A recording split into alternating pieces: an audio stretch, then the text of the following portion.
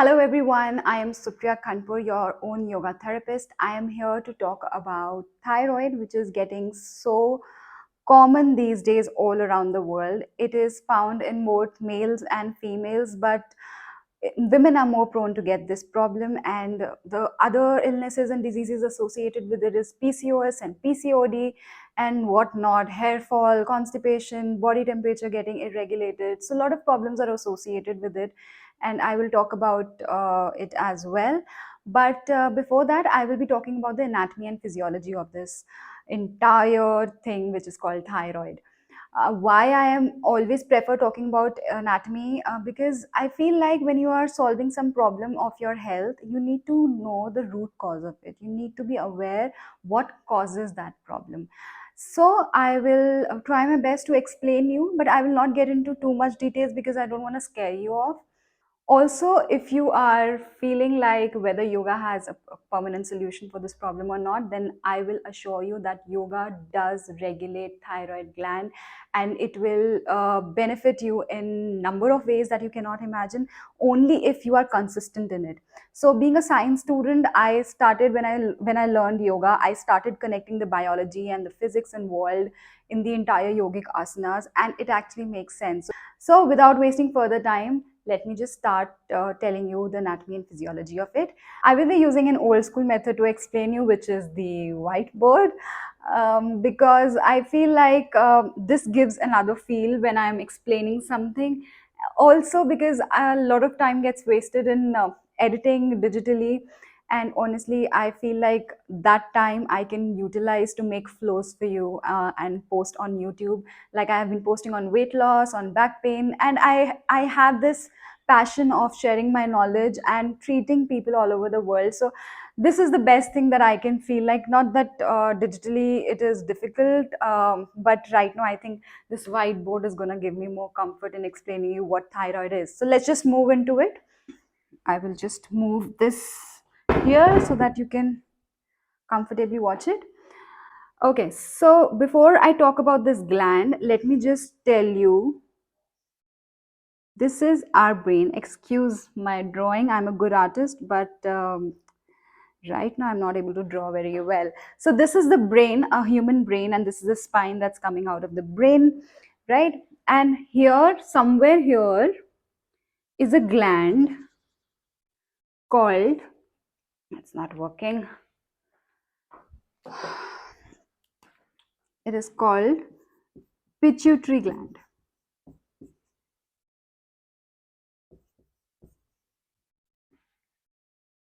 All right. Now this gland is known to be the master of your body. Okay, and pituitary gland, and let me just show you where is thyroid. Thyroid is found, my pens are not working. Thyroid is found near the Adam's apple of the body. Women doesn't have Adam apple, but you know the sense that I'm talking about, right? So this is the thyroid gland near the throat. Okay. Now this pituitary gland secretes a hormone called TSH, thyroid stimulating hormone. So you must, this word has become very common because this is the first thing that your doctors tells you to test: TSH, T3 and T4. I will be talking about that as well. So when pituitary gland secretes TSH, thyroid gland gets stimulated and it further excretes, my pens are not working, I should have checked it before, it further released T3 and T4. Okay, so TSH is released by pituitary gland and T3 and T4 is released by thyroid gland. Now this is a chain. Now if T3, T4 is more, it is called hyperthyroidism.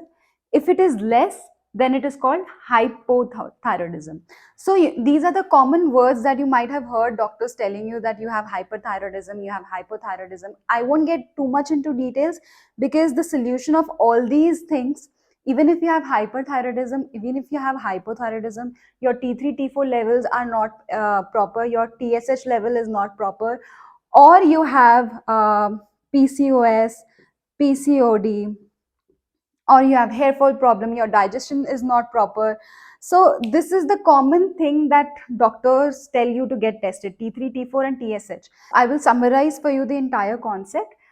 You just need to remember the main thing, that the thyroid gland, which is located on the throat, is governed by pituitary gland, and they both function together.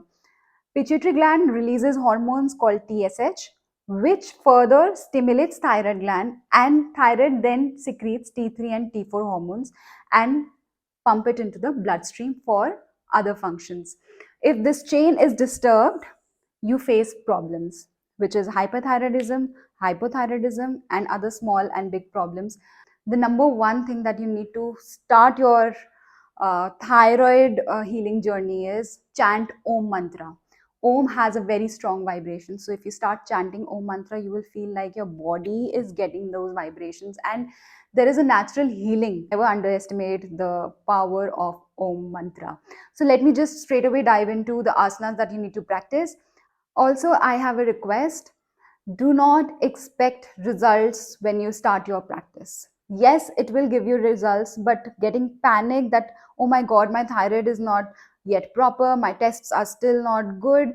So all these things creates unnecessary panic. So just surrender to the mat. Before starting your practice, just pray, chant Om mantra, close your eyes and pray that I'm surrendering my thyroid problem to you. Let the higher energy, or let the God inside you heal you. Okay, let's just start with the flow. So the first asana that you need to imbibe in your yoga routine is the Bhujangasana. How are you going to perform it? Just lie down on your belly.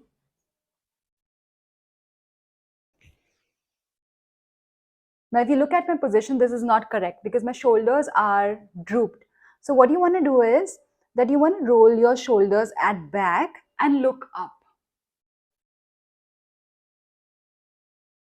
I want you to practice this and hold this asana for a few seconds. You can start with 10 seconds, 15 seconds, or 30 seconds. It will also strengthen your shoulders and it will stimulate your thyroid gland naturally. Okay, so just practice this every day. The second asana that you need to practice is camel pose or Ushtra asana. Now this asana a lot of people might not be able to do, so I will be giving you the variations as well. Sit in Vajrasana and rise up. Bring your arms forward, and on inhale, take one arm at the back and touch your heel, and then on another inhale, take the second arm at back as well. Once you're in this position, move forward and look back.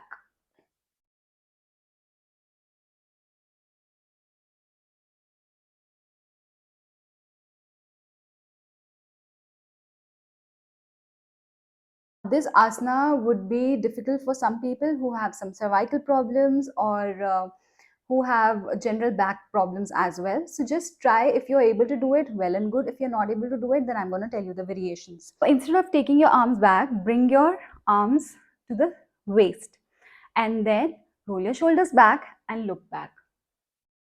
The second variation is, this is very simple. The second variation is, you can just take one arm back and another you can keep on your waist. You can hold it for 10 seconds or 15 seconds, and then you can come back and then go from the other side. The more inversions you practice, the better it would be for you. So I won't say headstand, but if you can do headstand, it is perfect for you. Not every one of us can do headstand, right? So I'm going to show you Sarvangasana. For doing Sarvangasana, just lie down on your back, raise your legs up, and then lift your hips up.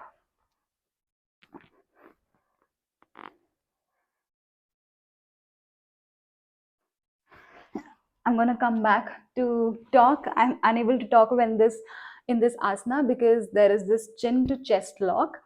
So prefer getting chin to chest lock in this. And if this is getting very difficult for you, if you're not able to do it, you have some cervical problem, you have some shoulder problem or something like this, then you can do Ardh Sarvangasana, which will be, let me just show you. Take your one leg down and stay stable. Then take your other leg down.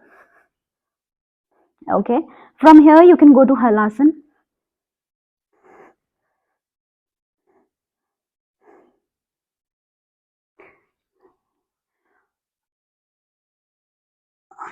Another asana that you need to practice is cat and cow, Majri asana.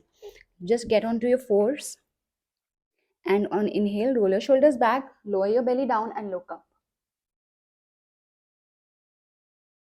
Breathe here for a few seconds and then exhale.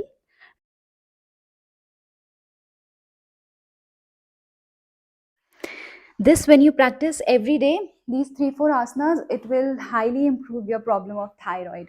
Along with this, you need to practice some pranayam. Now, Ujjayi pranayam can be performed sitting in Sukhasan or by using Jalandhar Bandh. Jalandhar Bandh is chin to chest lock. So, how are you going to perform Ujjayi pranayam? By locking your throat and breathing through your throat. So, I will link a video somewhere here how to perform Ujjayi pranayam also. The second thing that you need to perform is Anulom Vilom. You need to balance your nadis, the Ida, Pingla, and Sushmana. It will highly help you to stimulate your thyroid gland and your pituitary gland, and it will help you to get rid of this problem. And if you like my video, please comment below, like this video, and share it with your friends. And I will see you in the next video with a new topic. And if you have any topic that you want me to focus on, you can always comment below. Thank you very much for watching this video. Namaste.